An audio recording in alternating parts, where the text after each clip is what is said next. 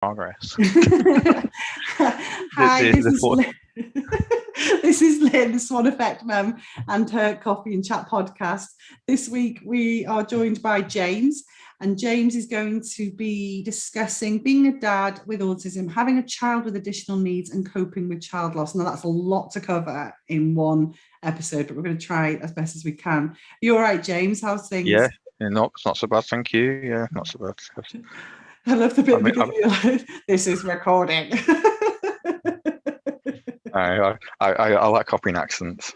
That's a new thing. I don't know what's happened on Zoom, but that's a new thing that's just started in like the last month. I think it's really I think it happened on the last podcast I was on. I think I remember. Yeah, it really puts me off. So we're going to start with the first question, which I ask everybody: where do you live, and who do you live with? Okay, so I live in sunny Blackburn. I say sunny, but it's up north and it's always raining. No, it can't be. It's summer now. It's got to be a little bit warmer, at least. It's not so bad really, but we do have our moments with rain. Yeah. It's not Manchester. At least it's not Manchester where it's always raining. Always raining. Yeah, true. So yeah, I live with my beautiful wife Rebecca, and also my great, wonderful son Joshua. So Joshua is part of the reason we're talking here today. I found James through Twitter, and he's a fellow blogger as well. And his blog is called My Hero Joshua, which we'll talk about a little bit further on. So you're very honest on your website about your family's dynamics and talk openly about the loss of your son, Joshua's twin brother, Jacob, in June 2014. If you're okay to talk about it, please can you tell us a little bit about the pregnancy, the complications, and what led to their premature birth? Okay, so myself and Rebecca were together for about 9 months when we found out she fell pregnant. It wasn't planned, as you can probably imagine, only been together for 9 months. So she was caught on the pill, unfortunately. And we just thought it was like a bug because she works in a care home. We just thought she picked something up from the care home, and she was sent home, and she was quite unwell. And this is before we even knew anything, suspected anything. And so because we weren't together for that long, she said, right, I'm going to go to the doctors. And I said, right, I'll come with you, but I'll wait in the waiting room just out of respect and courtesy, because being together for 9 months, you never know what's going on with the woman, do you? you know what I mean? I didn't want to sort of intrude on that sort of thing. If we've been together longer, then fair enough, I would have accompanied her in, but I just thought it might be a bit more respectful of me not doing that, because like I say, we just thought it was a bug. Yeah, she's just going to get some anti-sickness meds, on we go. And so she went in, and doctor did a pee sample with her, and straight away it came up that she was pregnant. This is obviously what Rebecca's told me. Yeah. And the doctor told her, oh, congratulations. And obviously Rebecca's obviously in shock. Yeah. And she's like, well, we've only been together like 9 months. What the hell's going on? But the thing is, that was near Christmas. That was just after Christmas. We got engaged on Christmas Day that year, so it was full pelt. You weren't taking your time, were you? Blimey. No, I mean, when I first saw Rebecca at the football, when I first sort of clocked eyes on her, I knew I had to be with her. Yeah. I was with my ex-partner at the time, but I just knew there was something. James, controversial. Well, I didn't do anything at the time. No, that's fine. I'm not but yeah, I was with my ex-partner at the time, but I sort of knew my relationship with my ex-partner was coming to its sort of end. I was with her for 9 years, but we just weren't working. Yeah. And she knew how to push my buttons, I knew how to press her buttons, and I think when you get to that stage, it's not going to be healthy. No. So it worked out in the end because she became pregnant, which is a happy accident. Is that what you call it? I don't know if it wasn't planned. I don't know what you would call it. It wasn't planned at all, because happy surprise, then. A nice she was on the pill. So the doctor recommended that we went to go and buy some further pregnancy tests just to confirm what that one said, even though that's probably a bit more legitimate, so to speak. So just go and take yourself off and go and get some more pregnancy tests.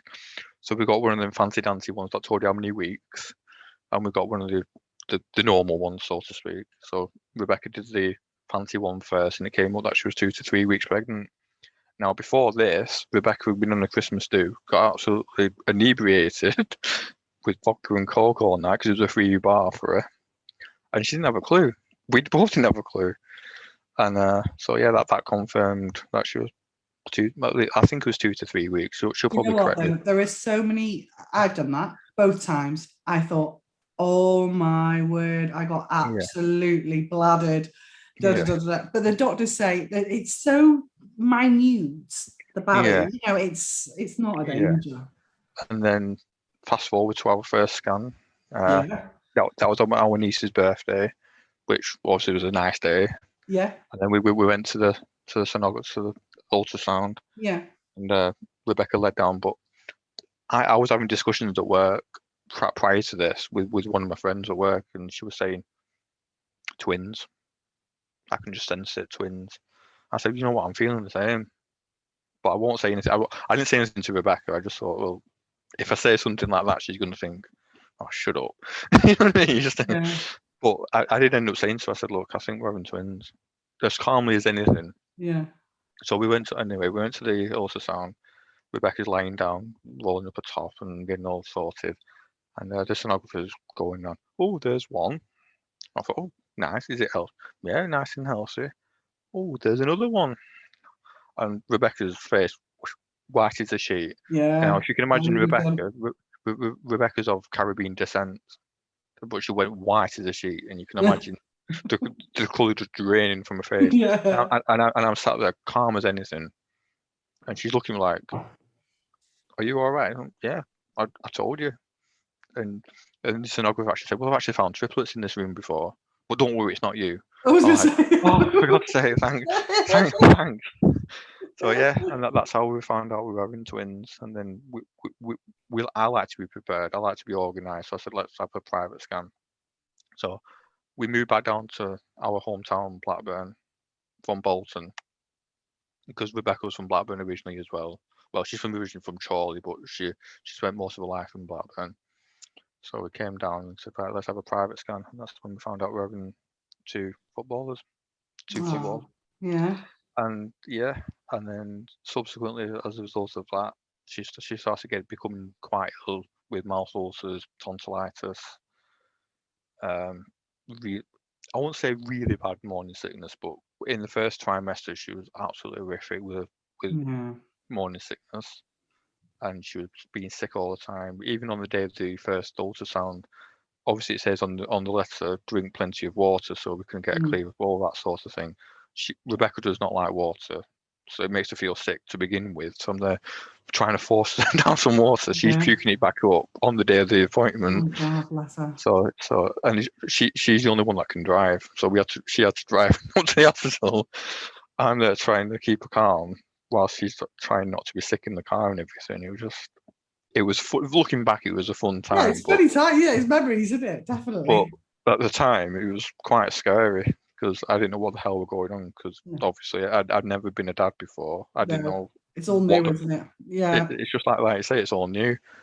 And then fast forward a few months, the I can't say obstetrician that we was under, she just basically said, "I'm not happy with the growth of the twins."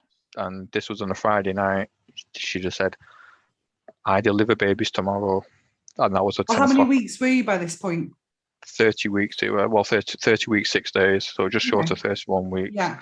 So not too much premature, but No, no, but enough to enough be enough scary. to be Yeah. what's it. So she had all the injections in her bum, the lung Yeah. injections to Yeah. help develop the lungs, and she had because she was rhesus negative, she had to have that shot done, all that sort of thing. Then one Friday night, the obstetrician, because Rebecca was admitted into hospital, she said, right, Rebecca was in the shower, and I was watching football because I remember it was the World Cup in Brazil, in, and I was watching football and doing a word search, just keeping myself occupied whilst Rebecca was showering. And obstetrician just knocked on the door, pop, pop. Sorry, can you hear that horn? Yeah, sort of horn outside.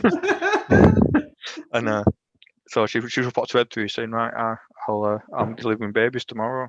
I'm not happy with the growth," and just buggered off, leaving me to tell Rebecca when she come out of the shower. Oh, great. So I said to Rebecca, I said, "Look, and I appreciate it's like 9:30, 10 o'clock, but Mrs. Showered with the consultants just come in and said she's going to deliver babies first thing tomorrow morning." and we're like, oh shit. And then the day of the birth, absolutely nothing could have prepared us for what happened, because unfortunately with Joshua and Jacob, they both have a skin condition, and with ultrasounds, skin conditions can't be picked up. Can't just pick it up now. So we were looking at two healthy baby boys on screen, Yeah. and what was presented to us, it wasn't very healthy. No. And sadly, Jacob passed away 20 minutes after birth because he could not sustain any form of life. And when you read his post-mortem, you can understand that they tried everything they could, but even if he survived longer than he did, he wouldn't survive much longer. Right. So in a way, that makes it easier. Yeah, I was But going to also, say, does that help a little bit? Thinking, okay, well, it does help, but when I go further into the story, yeah, it's not genetic. It's just one of them things. yeah, And then obviously Joshua was born, and it looked like he'd been in a fire. really. Blistered everywhere, red raw Wow. skin, no normal skin whatsoever, apart from on top of his forehead, Oh, and bits and patches on his trunk area. And thankfully, Joshua responded to the intervention, and straight away was intubated and sent down to the local NICU where we were. And obviously, the doctor came up to us about Jacobs, just saying, "Sorry, there's nothing more we can do." mm. And I thought it was both of them. Oh gosh. And Yeah, because that's all he said. yeah, And like when you're in that room, obviously you want to experience it yourself, but when you're in that room and you're sat next to your partner or your wife, and then you're out of it because you're full up on painkillers and yeah. You got all yeah. that sort of thing. You're like a fuzz. And then I was looking at Rebecca. I just turned around to her and I just looked at her and she's looking like, "Oh, what's happening?" I'm thinking, Oh, yeah, and you're and thinking, I've got to tell you, yeah, I just said, "Well, this is what's happened," and you could tell she weren't really taking it in, mm, but she understood what had happened. But mm, she thought like me, it was both of them. So she obviously we got sent through to the recovery area and everything. So she was like coming around a bit more, and she was saying, "What's happening?" I said, "I don't know." We were just like left to it, and I was just like, and we went to the back onto the ward into our own room, a big massive room it was really nice, and doctors were coming in and out. Rebecca was in and out of sleep. I was trying to tell her mum, my mum, yeah, our friends what had actually gone on, and because our phones were going crazy because obviously with having twins and our friends, our family, like, "Oh, what's happening? Tell us, keep us informed," all that sort of thing. And I just remember posting something on Facebook. Obviously, with it being recent, that his birthday and everything, I tend not to go on Facebook for the 5 months he was in hospital because that period of time, yeah. and everyone getting all excited for us and all the comments, all the reactions to our posts and stuff. And I just remember posting on Facebook what had happened. And obviously, because as you can imagine, a big flood of Did you messages do that came through. just because it was like, if I write it once, it gets to everybody then? Because the Yeah, that's phone's just going off, and you've got to repeat yourself yeah, over and over again, yeah, aren't you? yeah. And obviously, I did the best thing like with regards to our parents, like my mum and her mum, Oh, and yeah, definitely. in ringing Yeah, them. But then I thought, well, I need to get it out there, but not in a way that everybody can see who is connected to us yeah. through like Facebook or wherever. So yeah, and then doctors were in and out of the room all day, telling us what they thought would happen and Did you know by this what. point that Joshua was alive? Yeah, So they we told you found he it. was alive by this Yeah, point. All yeah, right, yeah, yeah, okay. yeah, yeah. So they were saying Joshua may have something called epidermis, well, I can't say it, EB for A instance, long thing, yeah. butterfly skin. And the reason behind that is the presentation of his skin, and also Joshua was born unable to swallow, and that them two conditions combined are Yeah. linked in EB.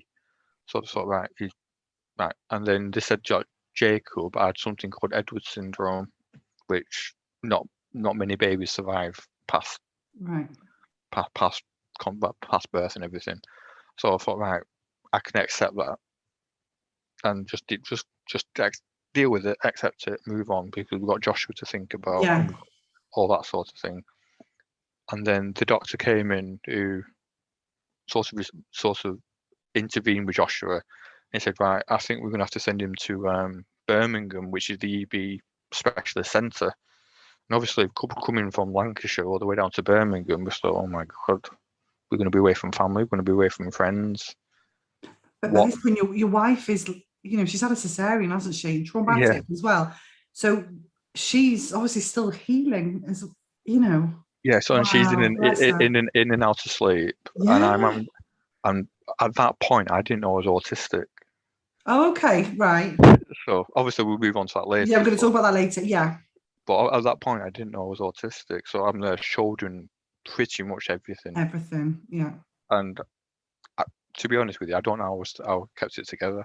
You do. I think. Do you know what I think? In a crisis, people do, and then it's afterwards they go, "How do they manage that?" In that 5 months period that Joshua was in hospital, I cried once. That was it. And because I just had to get on with it. We both had to get on with it. And everyone deals with things differently. Yeah. Yeah. So that's the story of the pregnancy and birth. Wow. Well, and you've answered my question 4 as well, because talking about the skin condition. Oh, lad. So how do these conditions? I can talk about that in further detail. Yeah. Well, how do these conditions affect him and his day-to-day life, and how have you had to adapt a lot as a family to meet his needs? Right. So when Joshua was, like I said, when he was born and able to swallow. Yeah. So he had to have a few operations to fit a gastrostomy button in his belly to help him thrive, help him feed and all that sort of thing. And the funny thing was, with that esophageal problem that they thought he had, in that it wasn't connected to his stomach, it was actually connected to his stomach. All it was like a blockage partway down the esophagus, which we thought, great, it's not as bad as what we thought. But Joshua being Joshua, his surgeon said, look, I've never seen this before. And this is a top-class surgeon at a top-class children's hospital saying to you, he's never seen this before. Oh, and doesn't hold you great hope, does it? Yeah. Yeah, and he goes away, consults with Great Ormond Street of all hospitals, obviously the most famous children's hospital in the world, the best of the best. And they pretty much told him that they're glad that it's his problem and not hers. Wow. So you can imagine what kind of conundrum he was in. So he just thought, well, I'm going to have to do it. I'm going to have to unblock him, so to speak. That was his words. I mean, obviously, I hope no one ever has to see a children's surgeon ever. But when you do meet one, you'll think you're the most eccentric person in the world. And I suppose you have to be, don't you? Being a children's surgeon, well, being any kind of surgeon, you have to be have that sort of eccentricity about you. But he managed to unblock the blockage, and we came on with a feeding sets, tubes, bottles, and a pump. Not knowing what. Can I just interrupt you here? Can I just also say that man was the first person he knows to have done that procedure.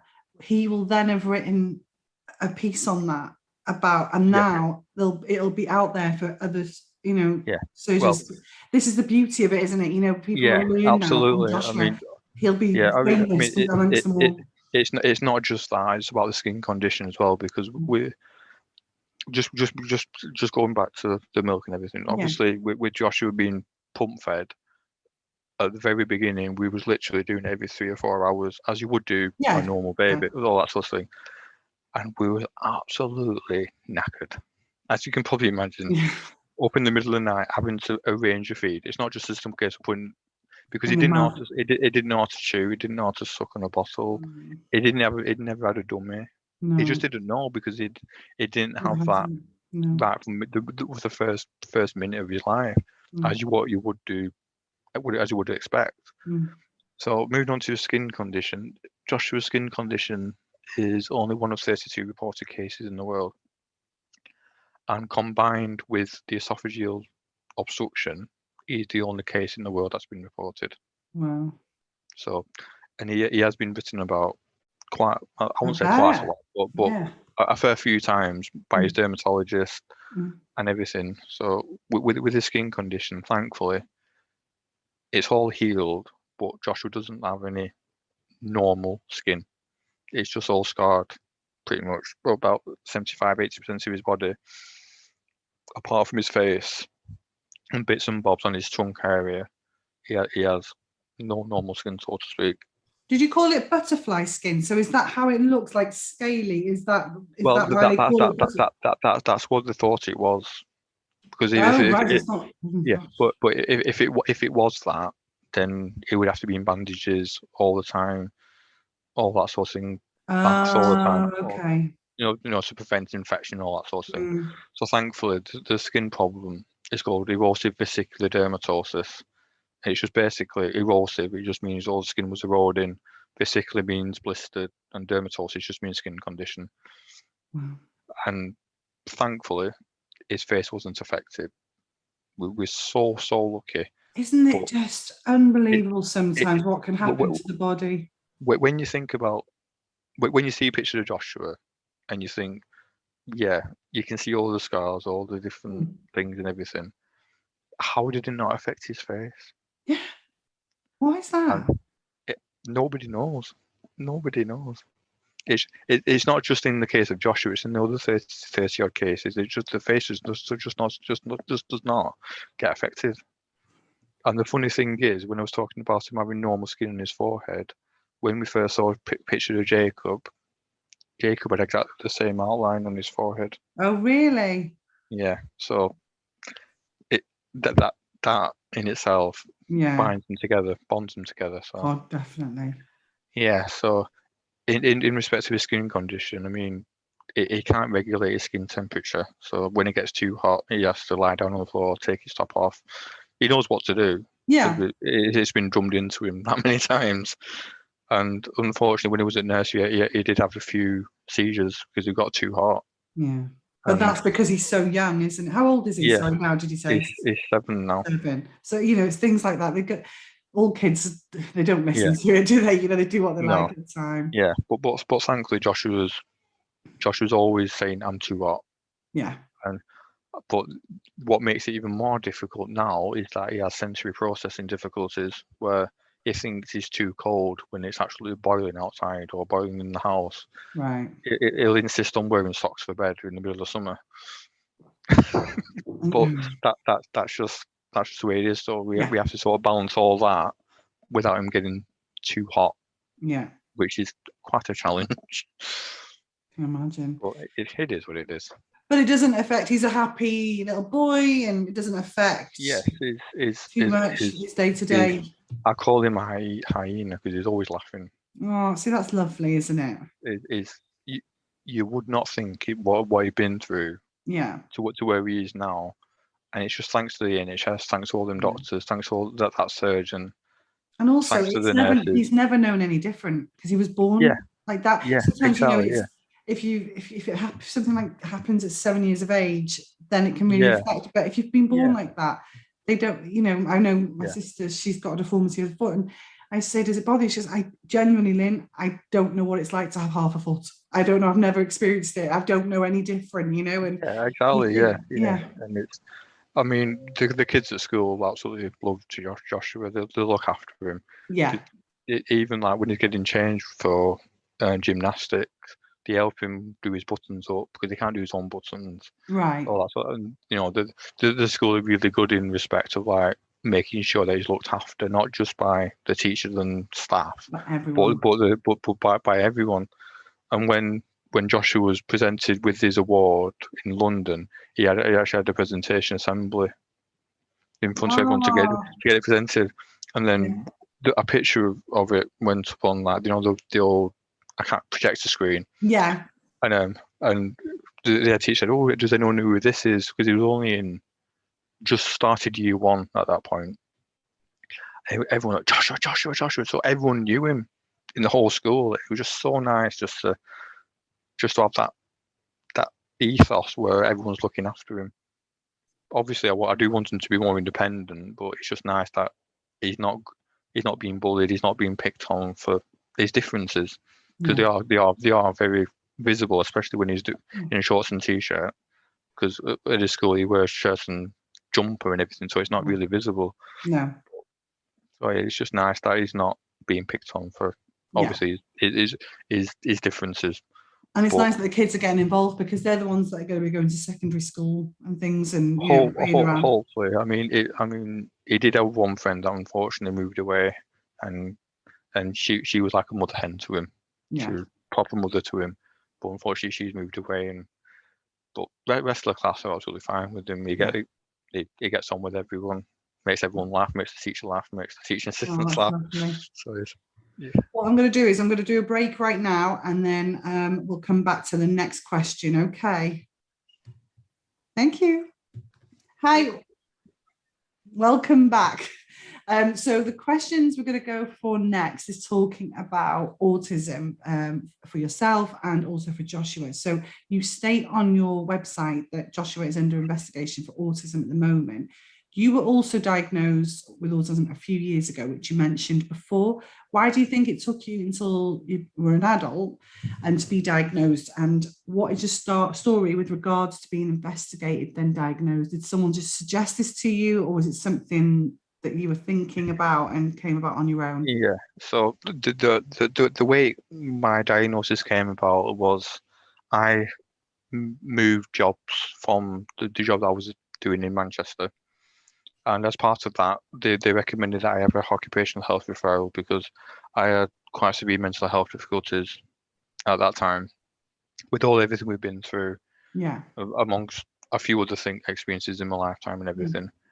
And I thought, fair enough, did these guys want to support me? I'll go ahead with the occupational health referral, see if there's anything they can do to help, see if I can do anything to help myself settle into the new job, definitely. all that sort of thing.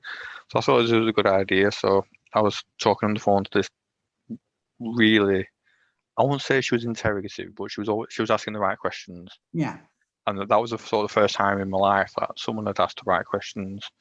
Like, what is it that makes you feel like this? What can the business support you with? All that sort of thing. So I thought, that great. And then right at the very end, she just said, "Oh, is there anything else that you want to add to this report?" So I just said, "Well, yeah, I can't deal with ambiguity. I cannot deal with it." And she's like, "Do you not think you might be autistic?" And I said, "Well, no." Because I just thought, well, no. It's not something you think, is it? It's just not something I considered. But she said, "Well, with you saying that, I think you might want to have a look into it." So I thought, well, yeah. Me being me, like really blasé, yeah. And so I thought, well, I thought I would think about it. I came home to Rebecca and just said, "Look, I've had this assessment, and they suggested I might be autistic." And when I was talking about it to Rebecca, some of the things that the classic traits of autism, I thought, hang on a minute, this woman may be onto something, because I don't really like have friends as such. I'm very awkward socially.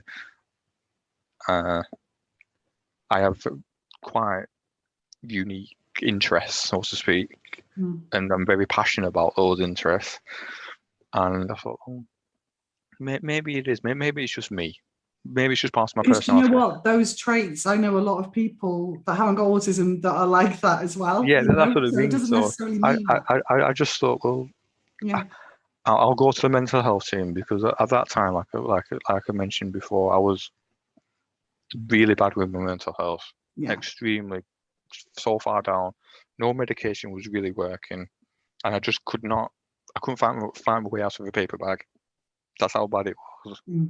And I moved jobs specifically to be nearer to my family, to be near with Rebecca and Joshua, in case something happened with Joshua, because obviously everything he'd been through.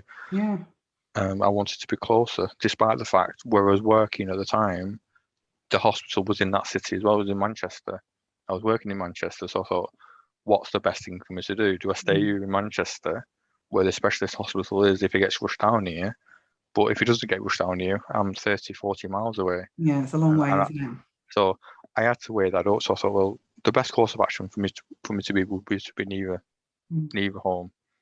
And if I end up going all the way down to Manchester again, then fair enough. You know what I mean? But I wanted to be closer to home.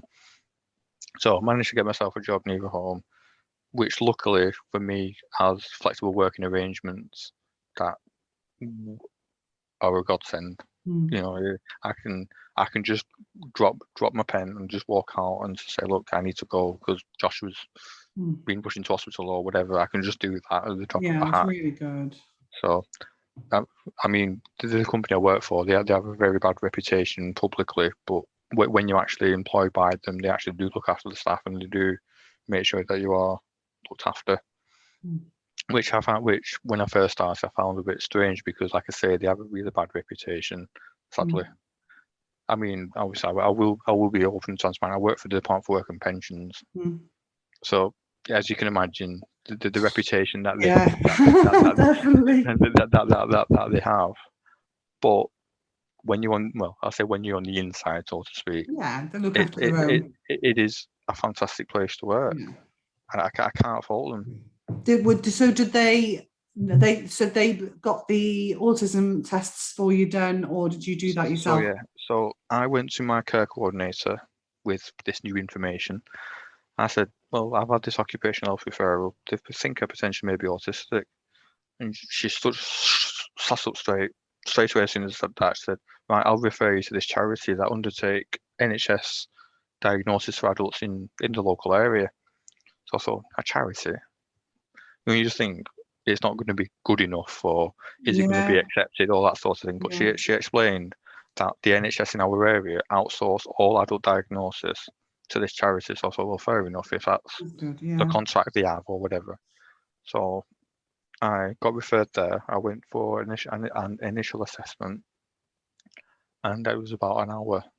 And we were just talking, and he said, right, I do think you warrant a further assessment, because I do think you potentially could be autistic, but I can't say definitively until you've had this full-blown assessment. So that took place about 4 or 5 months later. I was sat there for 4 hours, just being asked everything about my childhood. They asked me to bring school reports so they could look about my academic achievements, all that sort of thing. I had to take my mum, but sadly my mum has Alzheimer's, so she couldn't really remember much. No. So, and then obviously Rebecca came along with me as well, and I was sat there for about 2.5 hours. Said, right, do you want a break now? I'm like, yeah. But it was exhausting. All these questions being fired left, right, and centre. And she said, right, I never normally say anything at the end of an assessment apart from we'll let you know. So I said, well, can you kind of tell me what you're thinking? She said, I definitely think you are, but I need to go away and analyse all your answers, all that sort of thing. How did you feel then when she said that? Did you think, oh no, or did you think, oh, that makes sense actually? Well, at the time I just thought, well, it's just a label, because that's all it was. I mean, I was 31 at the time. It didn't change me as a person at that time. When I say at that time, obviously I'll go through that in a minute, but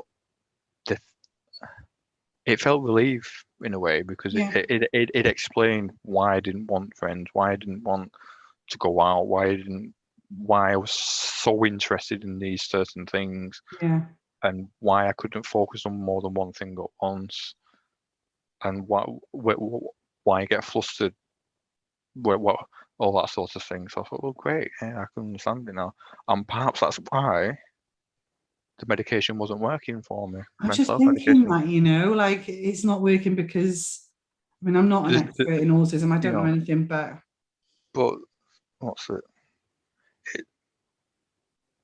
It's just one of them things, and like I say, at that time, me and Rebecca was thinking the same for Joshua, because he was lining all these toys up in sequential order, in colour order, not just like dark grey or light grey, but all the different shades in between. It could differentiate. And with Joshua having that, because Joshua has nystagmus as well, and an eye condition, you think, how does he know what the size order or the colour, and his memory is phenomenal. he'll tell you stuff that happened like 6 years ago. Do you remember when we did this? When we went there? When we went there? What? It's just phenomenal, and over the course of time, that's more and more behaviours coming out Yeah. for him. And for me, being obviously older, being diagnosed, it wasn't really picked up with me. No. Because it's And called a spectrum, isn't it? So, yeah, you know, exactly. And some people, what someone said to me, I think it was a doctor, said that they think that everybody's on the spectrum at some place. no. It's grossly offensive. It is Is very it? grossly offensive. That's not the case. Definitely not the So, case. oh no, it wasn't a doctor. It was a health. No, why was it? Oh, the health visitor. Yeah, I've had that thrown at me millions of times, and I can categorically say it's not the case. So do you think then with yourself, when you're saying that, so did you do things like what Joshua did Well, when he was, with that? Yeah, with my mum not really remembering much, but the psychologist was asking questions, and it was triggering memories Oh, really? from my perspective. And I just remember being at school, being called lazy by the teachers, but equally so, I'm left-handed. Right. And even in the 90s, I was chastised at school for being left-handed, and I was slow. I couldn't keep up with doing my work, all that sort of thing. Yeah. If I applied a bit more effort, I'd get along a lot more. And it just wasn't recognised as much as what it is now. No, it's not. And obviously, me saying that, it's just, you don't. You know what? It's something that is becoming more and more out there. But for someone like me, who I don't know anybody in my family or friends or anyone that's being diagnosed with it, you hear so many stories, you hear so many people saying, oh, I think my child might be, and then someone says, no, they're not. It's just, I don't know the test you say. It is a very divisive issue, but only people that qualify to say you are autistic can actually have that assertion.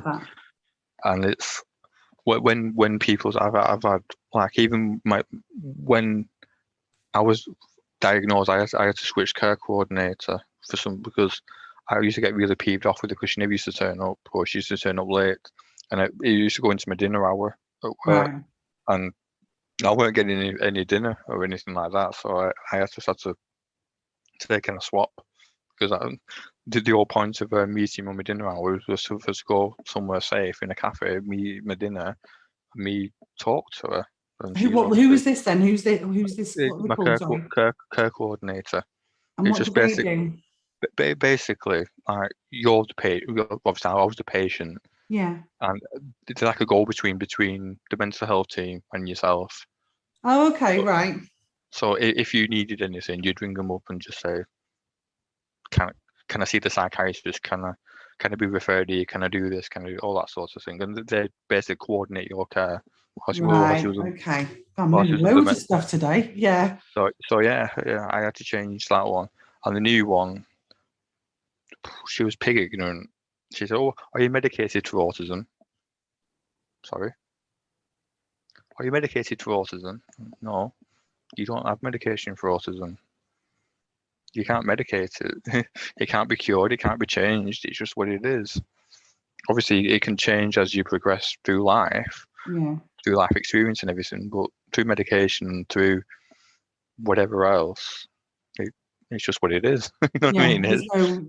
And that's coming from mental health services. A mental health nurse. I don't feel so bad now.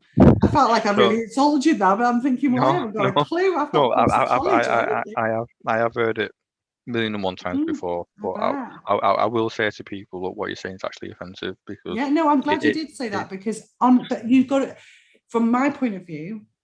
It's everything's a learning curve, and it's you get told, which I did get told that by a health professional, not a doctor, granted, or a specialist in mental health, but and then me, who doesn't know anything about it, goes, oh, guess what someone told me, and then that stays in my memory, and that is a fact, and then I will tell people that's a fact because someone's told me it's a fact. It's like if you have a broken foot, for instance, no two broken foot is the same. And you can see that, and you can deal with that. But with autism, it is a spectrum, and people may feel like they do fall on the spectrum somewhere, but Yeah. they can't really say, oh yeah, everyone's a little bit autistic, because they're not. No. It's just a fact of neurodiversity, I suppose. Yeah. So yeah, and then obviously we're under investigation for Joshua because he's presenting me with more and more behaviour, And which you're is getting recognizing that as something that yeah, you know is going to, yeah. and it's hard because it can be quite violent and it can be quite aggressive, not towards Rebecca, and me being me, I struggle dealing with seeing that Yeah. because even though we do have a lot of psychological input for him, what's the best thing for him to do? Do I take him away from Rebecca, or do we bear the brunt of him Does anyone headbutting help us? you with that though? Because Yeah, I that mean, could be just his age as well. You know, like I was just saying before about what my daughter's like. They're clever, you know, and they twig and they'll still yeah, go for your he, wife because you know he, he knows that's the one that's going to take it probably. he, Doesn't he deal with he, most? he is very. I don't like saying this for a 7-year-old. He can be quite manipulative. Kids are no, all kids are. Yeah, All kids are, no, James. no. I mean, he can be. Really? He plays us off each other Yeah. sometimes. Like if I make him cry through shouting with him, Mm. he'll say, "Mummy, or Daddy's shouting at me," and then Mummy's, and it's like I'm not shouting because I don't shout at him. I No. just I sternly tell Stern. him, Yeah. Sternly tell him and as I do. because he doesn't like that approach, but I'd Yeah. rather that than talk to him about why his behaviour is wrong and he should apologise for whatever he's doing. Mm.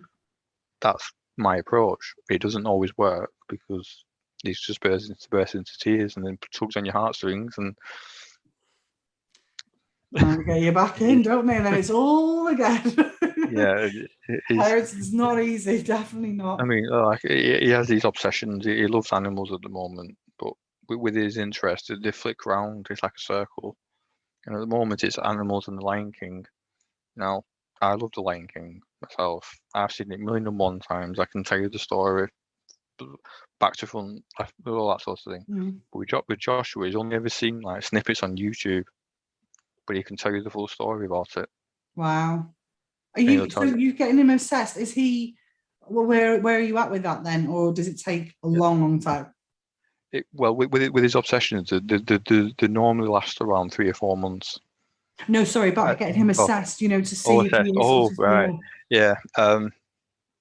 So we've been under a pediatrician because Joshua was obviously premature Yeah. since we came home from the hospital where we were, and we've been under a community pediatrician ever since for his development and all that sort of thing. And we've been saying since he's been about 2 or 3 years old, look, this is what's happening. This is our life. Yeah. Can we just have can we just have some help dealing with it because it's very hard. And then it's just been like that ever since, just waiting for these assessments, waiting for it to go to a panel. So there's no advice, nothing like, you know, when he's having a violent episode, they don't say, try this.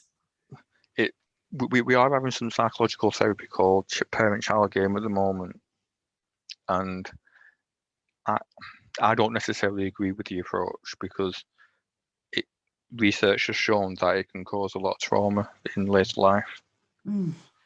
So it's hard, but I'm going with it to Yeah. see how it goes. Yeah. But because I've got that understanding about what it potentially could cause in Joshua's later life, like when he gets to my age, for instance, Mm. because I feel like it's conditioning him into something that I don't really want him to be. Yeah. Of course, I want him to be a good boy. I want him to be We all polite, want them to be respectful, good. Yeah. all that sort of thing. Yeah. The normal things you want for your children. Yeah. But I don't want him to be like a soldier, so to speak, like uniformed and Like he's regimented. acting. Yeah. He's acting his days. Yeah. And he's like, not. I'd rather take punches from him than him being. Yeah. And him like be that. who he genuinely is inside Yeah, and living the life exactly. Yeah, he only knows how. yeah, Yeah. Fair because enough. it is difficult for us because at school is the star pupil.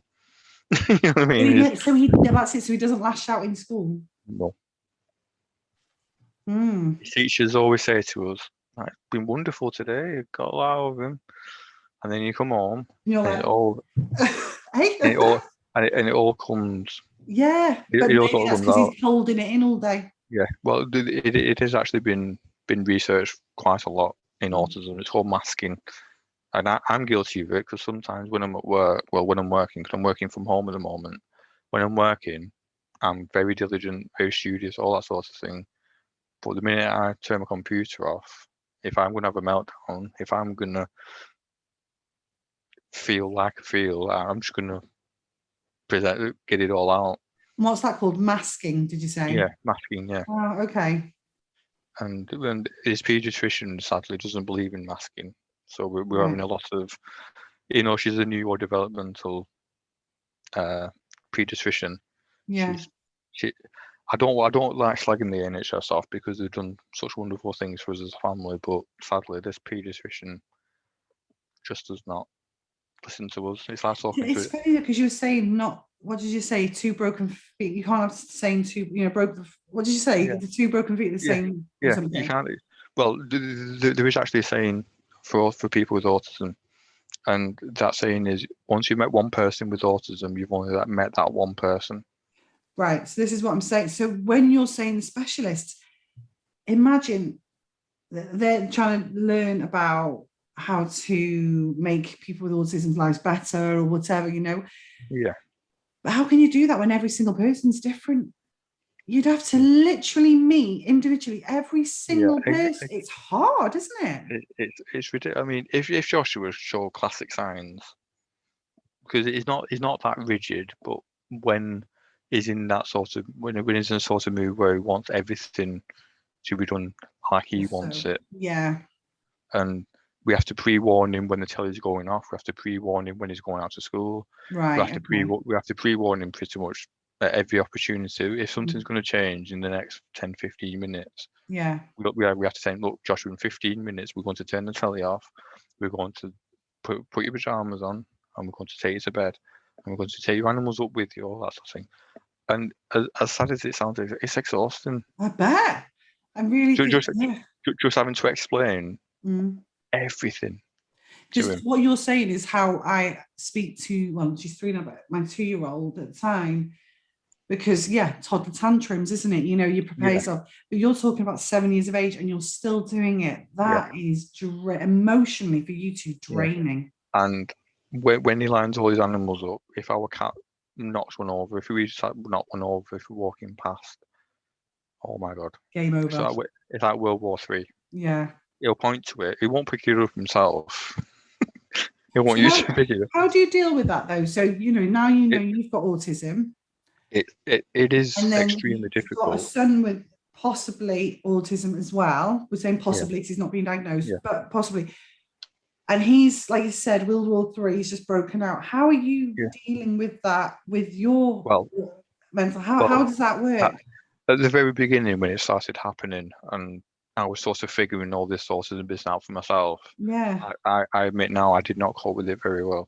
No, I, yeah. I, I could not deal with the fact that a simple case of a dinosaur or an animal falling over can cause such upset. Yeah. And it's at the end of the world, and God bless him, it's not. But trying to But it is reason to with him, him. we're trying to reason with him and trying to, Yeah. it's, but over the course of time that I've sort of done my own sort of thing with my side of things, I can deal with it a lot better. Yeah. I can appreciate it, why he would get like that, because to me, if I was getting like that over something trivial that's trivial to him, he was thinking, well, why are you getting like that for? Yeah. And now I can understand because You understand it. I get it, and it's been quite liberating, to be honest, that sort of thing. Do you know what this is? Absolutely, I can't, we've been going for over an hour now. I'm going to have to ask you the next questions, but it's so That's fine. interesting. It's one of these where I'm always, my mum says, I don't know how you do it, but I just ask questions all the time because I just think, my dad used to say to me, I'm thick. I says, you're not thick. It's just you're not being taught it. You've not been, no one's told Not you being that shown it. fact. Yeah, See, how are you supposed to know something if you've never read it or been told it? How are you supposed to know that? So I was always, I says, knowledge is power. And if you ask something and someone tells you, you'll remember that fact forever and ever, and that's it. That is knowledge, that is intelligence, Yeah, whatever you want exactly. to Yeah, call it. yeah. So I apologize if I No, insult anybody or listening or anything. It's just, I genuinely am very interested. I have no idea on the subject, so it really interests me and intrigues me as well. So that's fine. you've I'm got happy to another answer blog. anything. So you're like me. I just said to you before, how have you got two? I'm really struggling with just one. So you've got another blog called Yeah, It's Just Socks. So this documents your journey, individual yeah. journey with autism, whereas the other one is all about Joshua's journey.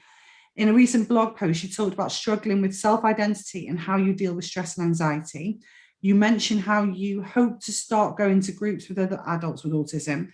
Have you begun these or found another activity to help you with these struggles? So obviously we've had COVID, lockdowns and everything. So I'm gathering that's been a no-no. No, that's been a big no-no, But sadly. you're online a lot, aren't you? You know, you do your Yes. blogging.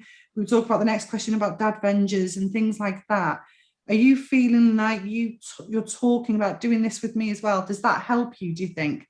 Yeah, I think we're talking about it because obviously I was a late diagnosed adult Yeah. with autism, and just trying to figure it all out Mm. because up to the age of 31, I wasn't aware. That's the vast majority of my life. Do you feel sometimes being completely, if this is wrong, do you feel Oh like no, sometimes it was what you didn't know didn't hurt you before, whereas now you know, you're no. thinking about it more? What do you Yeah, think? yeah, definitely. Yeah, I think up to that point in my life, as happy as I was, and Mm. well, I say happy in figurative terms. Obviously, I Yeah, was struggling with my mental health, but yeah. with what I knew then, up to that point, I obviously had Rebecca, I had Joshua, Mm. like I have a good job, so to Mm. speak, and I just thought when things started making sense, that my life up to that point was just like a stage show, and Really? I just thought, am I really that person? So you're talking about this masking again, aren't you? Yeah, yeah, Wow, exactly. that's a long time to mask. Yeah, and That's and draining. I just thought to myself, well, am I really that person? Am I really Joshua's dad? Am I really Rebecca's partner? All that sort of thing. And I'll be Yeah, honest with you, it messed me up I bet. big time. And sadly, like I said before, my mum's got Alzheimer's, so I can't really talk to her too much No. about it. I can't talk to my dad because he's out of the picture, sadly. To be fair, James, I And think with your mum, I don't know how old she is, but that generation, I don't. She would probably say there was nothing wrong with you. You were fine because yeah, she blames herself for it, sadly. exactly, and that's the And thing. And then you think, oh, we don't really and want to and, put. and one of the things that the psychologist said to her when we had the assessment, said, don't blame yourself. No. And she shouldn't blame herself, but sadly, my mum's quite young to have Alzheimer's. She's 57 in September. Wow. And Yeah. she's been diagnosed about 4.5 years, 5 years. Blimey, James, that's So, young. so, Yeah. so, I was really close to my mum growing up, but obviously as you grow up, you go a bit more distant, don't Of you course you do. think? Yeah, yeah, because you've And got your family of your own, don't you, and things. yeah, and sadly, my dad left in the mid-90s, so he's he's he may live 10 minutes away, but he may as well live in New Zealand because he Right, doesn't fair bother. enough. Yeah, it's not You know your what I mean? fault. Yeah, So, yeah. so he's never met Joshua. He's not seen me for 7 years. Like shortly before Joshua were born, we gave him scanned pictures of the boys at Mm. my granddad's 80th birthday party, and I wanted my dad to be involved, even though he'd not been around for me. I wanted Joshua to have a good relationship with the granddad because sadly, before I met Rebecca, her dad passed away. Yeah, So no, I she, understand that so completely. My so my I, Ronnie's never I, going to know her yeah, granddads because they're not I, here anymore. yeah, I wanted Joshua to have that experience of having a Yeah, granddad grandparent. like Yeah, like like I had. And yeah, I was really close to my granddad when I was growing up, and sadly, he got taken ill and passed away not long after. yeah, And I just thought, well, this is my dad. If I'm going to start trying to build bridges, I've got a perfect excuse that I've got a yeah. son myself. But sadly, I mean, I'll be completely honest. when we was in Manchester at the hospital, he was getting married for the third time. My mum was his first wife, so Right. he's on his third wife now. And I reached out to him and said, "Look, I need your help. I can't keep going. Yeah, yeah. My son is in hospital, and I need your help." And he basically texted me back saying, "Well, you've got all the help you need." Okay, well, he does. He's not required in your life, is he? No, You know, no. he But produced you. He the, managed to the, do that, the, and that's great. the, But other than that, the thing is like my mum can't drive. mm-mm. Rebecca's mum can't drive, so they're getting trains to and from Manchester every month, taking us out to go and get something to eat, not to take us away from the hospital, Yeah, have a bit yeah, of change of scenery. And my mum's on welfare benefits. My dad's got a great job. He's got his own businesses, all that sort of thing. Keeps himself busy. He lives literally 10 minutes away from me. He can drive. He's got a lot more. I'll just say this without sounding mean on my mum. He's got a lot more common sense and a lot more. yeah. No, I know what you mean. He's a lot more intellectual than my mum. What my mum is. And for him to say that, because I purposely didn't text him until I knew he'd be back off his honeymoon. Mm, I thought, leave them to it, do what they need to do. Not mm. going into too much detail, but do what they need to do on the honeymoon. And when they come back, I'll make contacts and say, look, I kind of need your help here. He just basically, well, you got all the support you need. And I, And that's and enough. I don't yeah, think we need to yeah. give that man any more And airtime, to be honest, and James. the only saving grace is that I have a great relationship with my half sister. And that's it. And that's so, it's not all bad because there is something out of it in the end. Yeah, Do I mean, you talk to a lot of your family about your but, autism then, or have you just told them and then that's well, it? the thing is things just carried on as normal. Yeah. When I was diagnosed, things just carried on as normal Well, for that's it. You're everyone. not a complete to them. It's not like you come out all looking different or anything, is it? Yeah, It's exactly. Yeah, just it wasn't a case that I went in as a man and came out as a woman or something like yeah. that. Well, yeah. But do you think? You I know, mean, would you want people to treat you any differently? I, I, I would in the sense that I would like to be a bit more accommodated That's it. because So with family, do you mean now and yeah, friends? But do you well, tell them how they can do that? the thing is, I don't know myself. Yeah, this is it. It's so hard. I'm thinking now from an outsider. If Yeah, my friend said to me, I've just been diagnosed with autism, I'd go, okay, fine. Like you said, no, doesn't look any different or anything. yeah, What can I do to help? I don't know. Okay. yeah. And Because what do you the do? thing, yeah, the thing is with autism as well. There's a condition called alexithymia, which is quite common to go Right. alongside it, and that's basically where you can't recognize your own feelings and your own emotions. However much you try and explain how you're feeling, you just cannot. Can't do it. You can't do it. And I'm actually undertaking some research at the moment for this university in London, and they actually did an alexithymia test, and I'm just one short of being mildly alexithymic, which makes a lot of sense. Yeah. So And basically, to answer that question, there's nothing they can do really because you don't know yourself. yeah, if It's someone came so up to me and hard, said, isn't it? if someone came up to me and said, "How are you feeling?" Oh, I'm okay. Because But that's what then, you've been used to saying, haven't you? yeah, yeah, exactly. And then there's another thing as well, face blindness. Just as a, it was just a few weeks ago, I saw my friend in town. Fair enough, he was wearing a mask, but I could. Who are Couldn't you? read them. I could not. And it's me, Brian, from school. And then it took me a while. He'd been on my stag do. He was a quite a good friend in school, all that sort of thing. I'm just like, who the hell are you? And he He's pulled his thinking mask down. rude. And he pulled his mask down. I said, "It's Brian." I said, I'm sorry, but I know I remember someone called Brian, but I can't And what you picture. generally, even when he did that, you Yeah, didn't. yeah, I just could not. And Oh, I remembered he'd had to have all his teeth taken out. So obviously this guy's got all his teeth taken out. He's talking like, look, I remember your voice. I, rem I remember all these things about you. Like your dad's died. You've had all your teeth pulled out. oh, I remember you in school. I remember you on my stag do, giving plowing with drinks. But you now, as I'm looking at you, I don't remember you. oh And wow. And even now when we're doing this, if you go on Dad Ventures again, I won't remember your face. Yeah. But you know my name though, don't you? Yeah, of I was course. going to say, because I you'll can. say get Lynn on, because I was like, well, you must know who I am. Because you said Yeah. get Lynn on. I was like, James, shut up. Well, it's just one of them things, I guess. I mean, with people that I'm really, really familiar with, like obviously Rebecca, living with her, Joshua, my family, You see them all the time, so I see them that's. all the time, so it keeps that my memory. Well, So is it like a long-term memory thing then? So yeah, you can.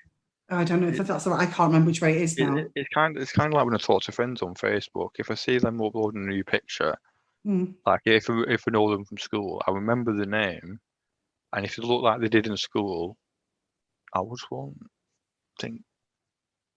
But then when I start thinking back to my school days, I was like, oh yeah, I remember them. But Yeah, it takes a heck takes of a a lot of while. effort. Wow, God, that's a lot. Well, that's a So yeah, lot to take in.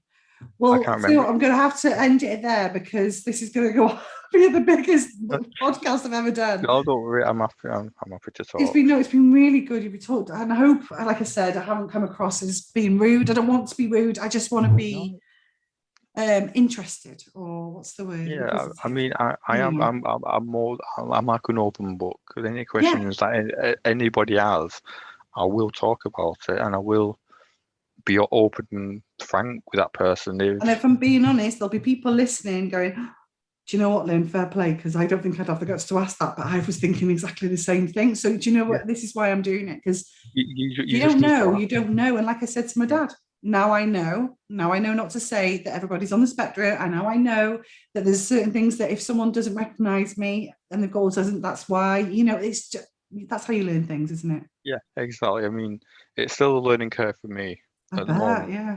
And with not being able to go to them groups and everything, which I've Yeah. signed up for, which I was really geared up for, because I had therapy last year and I was sort of like, what do I want to do for myself? Because I want to get myself more out there.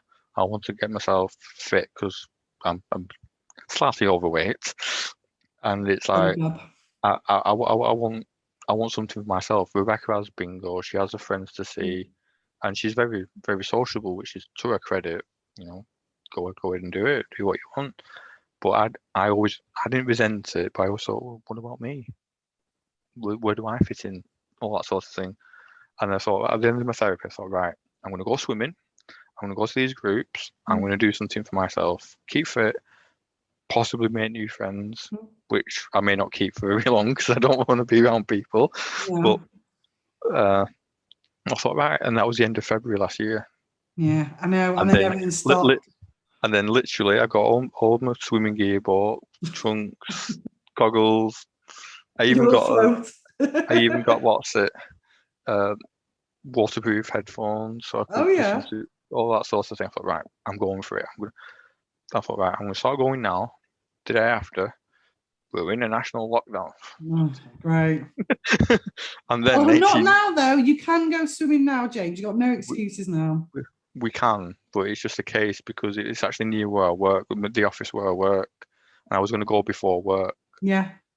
but because I work from home, Excuse. That's all I'm hearing is excuses here, James. it is an excuse. It is an excuse. I do want to go ahead and do it because I do need to Yeah, I keep think, like I said, myself that going. self-care. Yeah, like getting out there and just that would you are around people, but you don't have to speak to anybody when you're swimming. That's the beauty of Yeah. it. I mean, I did start Tai Chi a few weeks ago, which I've not been to for the last couple of weeks for other reasons. But the instructors, he said it was a bit okay for beginners, which when I went, people had been there before. Yeah. They knew about 5, 6 steps out of the 24-step Yeah. So you feel a bit out process. of place So already, don't I was you? thinking, well, I'm doing this looking like a ballerina, and everyone else is doing so graceful, Yeah. and I'm looking like a ballerina, like a part on a bloody parapet or something. But yeah, Look, but I don't like things like that either. Don't I, worry. Don't I, worry. he just said, right, you stand at the front. So I'm thinking, yeah, nice one, thanks. I'm supposed to be looking at what other people are doing so I can copy what they're doing. But he said, no, you stand at the front and we'll, what's it? But like I say, everyone else knew Yeah. more than I did. And I Yeah. thought, well, it's not really a beginner's class that. No. And I need to have something right at the very beginning So we're all learning together. You'll find something that you'll enjoy. You know, that's it. You got to keep Yeah. trying different things and say, oh, do you know what? I actually like that. And then you'll come, like you said before, you have these things that you really like, get obsessive about. You'll find something and that'll be your thing then. You'll enjoy it. Yeah. I just want to move away from one current obsession, which I'm finding very difficult. Well, there you go. Small steps, small steps. Yes. Yes. So I think that's everything. So thank you very much for being my guest again. If anybody wants to contact you, is that okay? Have a chat with you about this? Of course. Twitter, so Facebook. the website, is it best to go via the website, message you that way? Yeah. Doesn't matter. Okay, so it's myherojoshua.co.uk. And you're on Twitter as well, and that name, and Instagram, and you're a bit like me, you're everywhere, aren't you, on there? So I'm everywhere. You're I'm everywhere everywhere. on the socks blog as well. Oh yeah, that's it. Just socks as well. Is that .co.uk? It's just socks.co.uk. Just socks. There we go. And So it's probably Joshua, it's probably sorry, named. I'm just saying it's probably in name drivel on there, but that's just my thought. when I have them, it's just come out. And Just Socks is James's journey with his life with autism, and My Hero Joshua is his blog and diary on Joshua's journey so far. That's if you want to separate those two there. Thank you ever so much, and thanks everyone for listening. I hope you enjoyed that. It's going to be a lengthy one. I hope it's been informative for everybody. It's been, definitely has been for me.